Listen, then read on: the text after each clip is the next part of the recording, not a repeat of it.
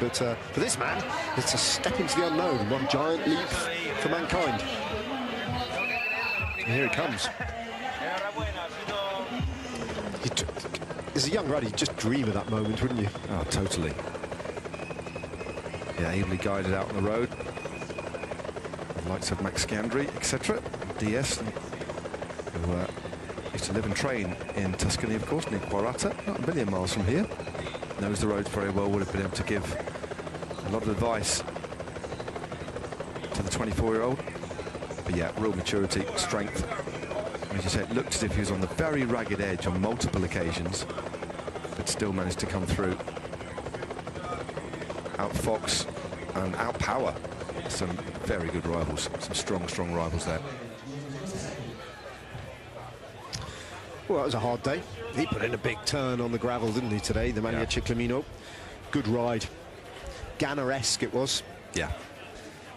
The two track specialists who've got this extraordinary ability on the road as well. Physically very similar. And when Ganna did his turn, the next rider to come to the front was this man, the Maglia Ufficiali. Looks fatigued though, that real weariness on his face there. It was a tough day out, that was. Wondering what the at the end of the day the average speed was. Trying to find out. Let's have a little look.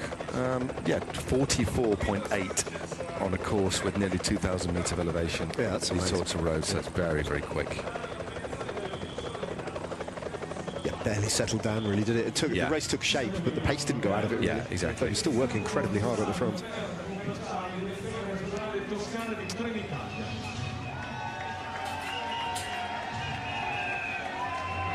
Well, the moment is nigh when Peleo Sanchez will find out for real what it's like to step onto the podium of the Grand Tour.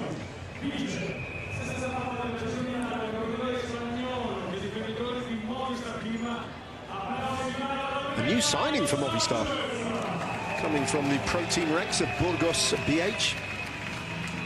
And joining this team this year, so actually the Vuelta a Asturias stage that he took last year, he took in the colours of Burgos BH. That probably was the win that got the contract at World Tour level. It makes it even more remarkable. First year at World Tour level, first time riding the Giro. Not too sure if he's ever ridden. He's ridden a few. He's ridden The Vuelta a couple of times before, yeah. But yeah, some win that was. But I do think you're right, Ned. We'll see more of him to come in the latter stage of this race. Maybe after the rest day now. The TT tomorrow. Got a real selection of stages. Sprinters on Sunday. A big GC mountain battle on Saturday. And our first chrono of the race tomorrow. Stage 12 might be an opportunity, potentially, unless it comes back to it's a category C stage for him. Middle week has got plenty of opportunities for the sprinters again. We'll see. More to come from him, though. Just gets a little bit of assistance there. Yeah, it's new for him, isn't it? Yeah. A proper bit of help there. Actually decalled by a member of the public. Yeah. Well, a dignitary. A dignitary, I think, yeah. Not a normal civilian. Enjoying himself almost as much as Sanchez is on the podium. Yep. Yeah. Happy all round. Good teamwork. A cork domestique. First time I've seen that. It also just sped the whole thing up slightly, didn't Yeah, it just means we can get to the hotel slightly earlier. Now, good to see. Fun and games. All good. No, that was a great ride. Couldn't be more pleased for him.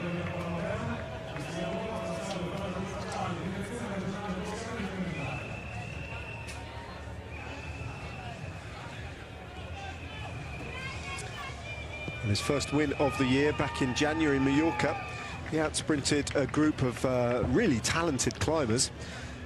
So we knew he had a fast finish, and once again, he's come to the finish line with a smaller group of illustrious names, though. Julien Alaphilippe and Luc Platt, unable to live with his finishing speed up that short, sharp ramp to the finish line in Rapolano Terme. Good to see as well. Deserved performance from Andrea Piccolo, one of the first riders to attack today, and still found some strength to get a good ride. Good fourth place. Yeah, he was off the front for a long time early on today. Yeah.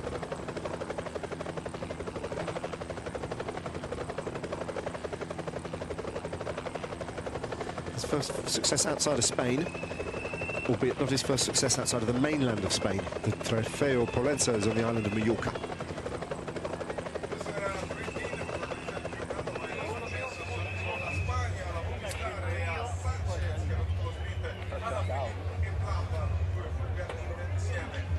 fist bump moment there. From Mr. Ogni and the race leader. Tip that up.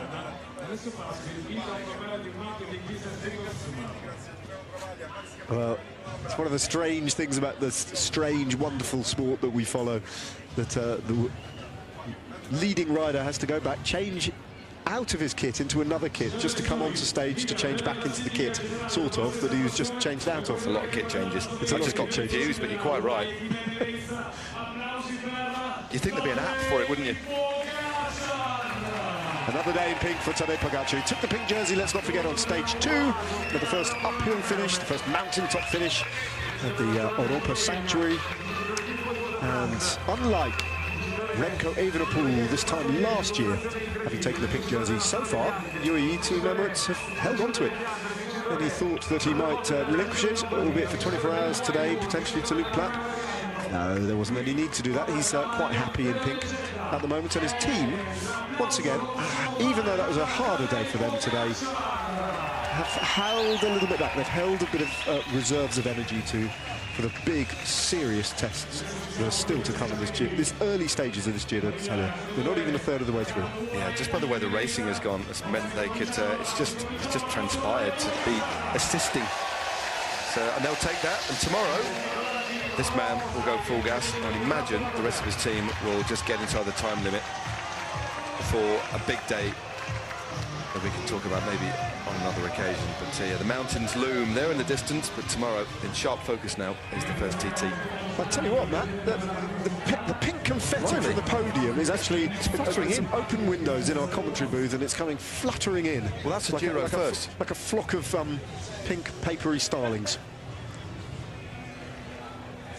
Or papery swallows, like the one at our hotel last night. Yeah. You can see our booth just there to the right, if you're interested, of course. Yep. With the open window. And the wind gusting at, 18 knots from the northeast. Exactly aligned to blow the confetti into our... Actually, you can smell the champagne. Some of them carry, some of them containing champagne. So there we are. That's the general classification. No change in the top 10.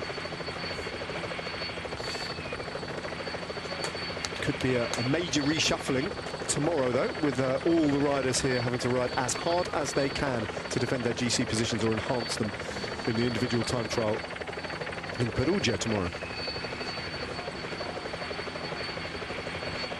More of that later. We'll have a look at the course once we've seen and done our due deference to the various different winners of the day.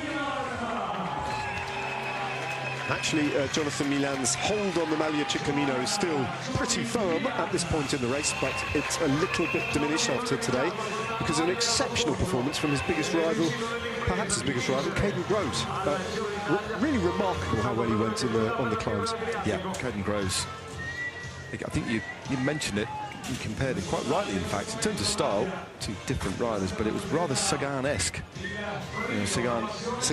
Yeah, Saganian, yeah. I think he'll take that.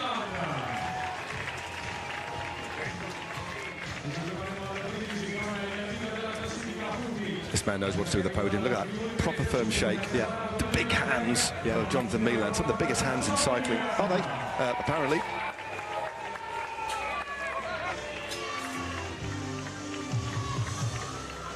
Good day, and a selfless day of riding as well by Jonathan Milan, showing he's a consummate teammate. He gets looked after by his teammates, but then that turn to pilot Juan P. Lopez onto the Storato was wonderful to see. It's another podium where, due to his enormous height, his head disappears into the shade. Yeah. So I think the organisers and sponsors will be hoping that the Maglia Ufficiali is worn by a shorter rider, perhaps.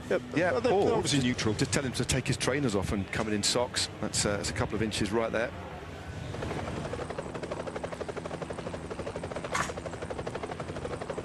There you go. 134 points to 97 now. Yeah, Caden Groves has gone above Tim Malia into second place, and Malia drops down to third. Filippo Fiorelli also picked up a few points today and moves up to sixth place on 54.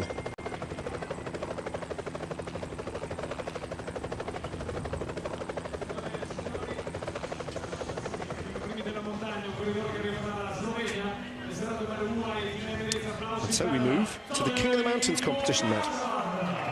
Indeed, Tadej Pogačar not adding to his tally, still solid from memory on 51 points. No points on offer tomorrow, but lots on offer the day after that. So another day in blue and pink, which basically makes purple, doesn't it? Combine both of those colours, you could get a kind of Chiclamino-esque colour, but luckily we don't do that, where you give the jersey to somebody else to wear. Yep, stage 8 features a category 2 climb, a category 3 climb, and a summit finish, which is a cat 1 climb that will be accorded 50 points. There's a lot of points on offer then, yeah.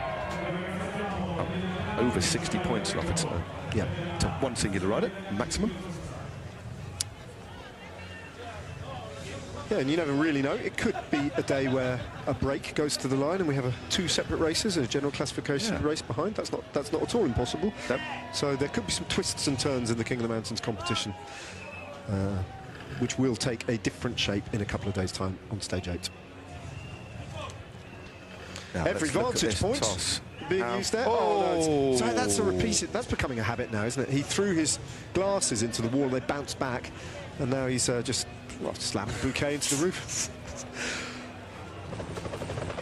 That's unfortunate, because he had just looking at it, he had the right trajectory, just a little bit too steep. Had he gone any lower, I just think hit the top of the fence.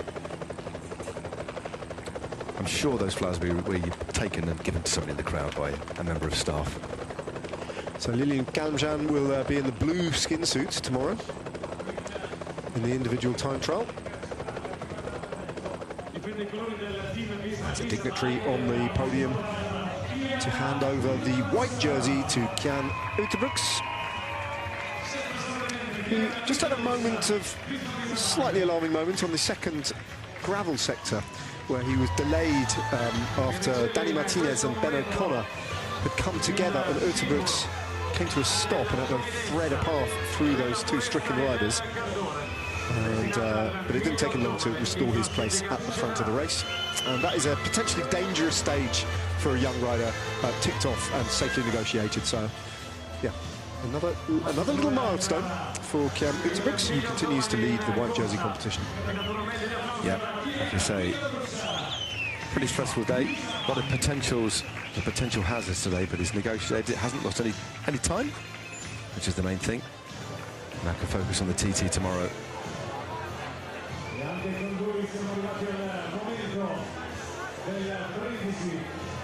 Crowd squeezed into the narrow streets here.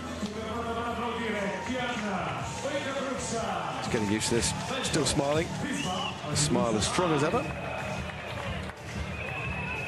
So that's all the jerseys, but we do have the Inter Giro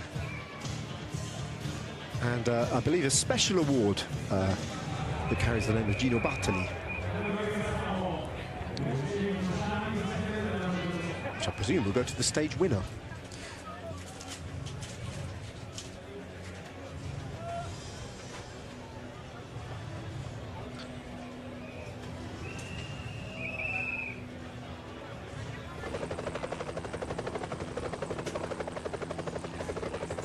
Uterbrooks lead still at the same time, intact. Alex Build out 45 seconds. Mario went 7:49. Luke Plapp, courtesy of that little gap, moves up a little bit. Is now 1 minute and 2 seconds behind the Belgian.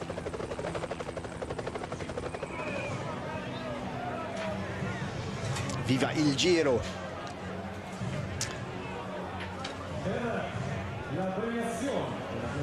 Great, isn't it? Biggest bike race in Italy, one of the biggest in the world, comes to town and parks up right outside your house, your balcony. Proper grandstand view, that. It's a balcony is adorned with festooned with balloons, pink balloons, bunting.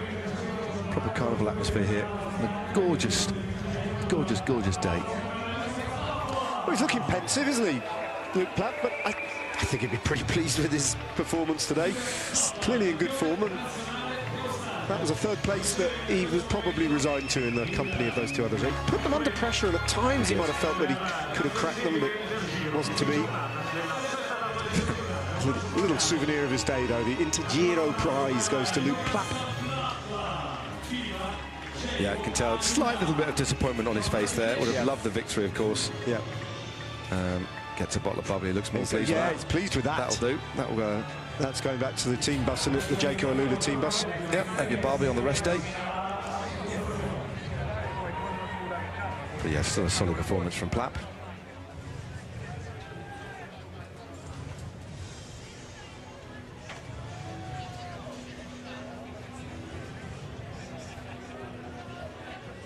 We have one more prize, as I alluded to earlier, the Gino Bartali Special Prize, which we are about to see awarded.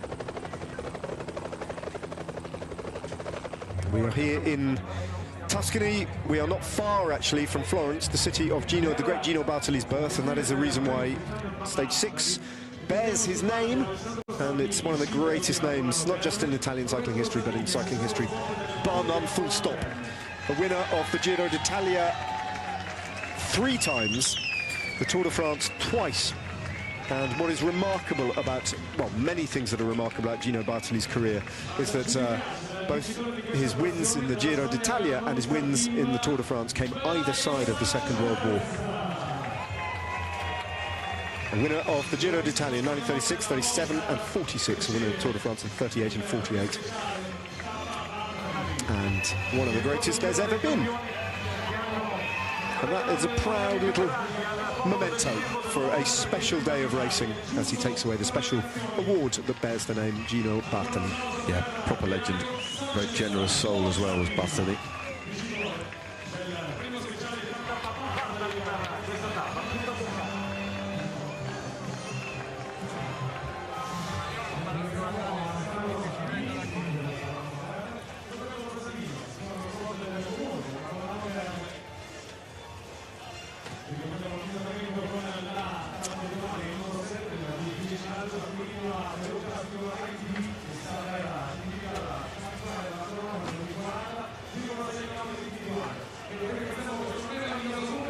Well, we've heard from the Maglia Rosa, we've heard from the winner of the stage. Let's hear from the man who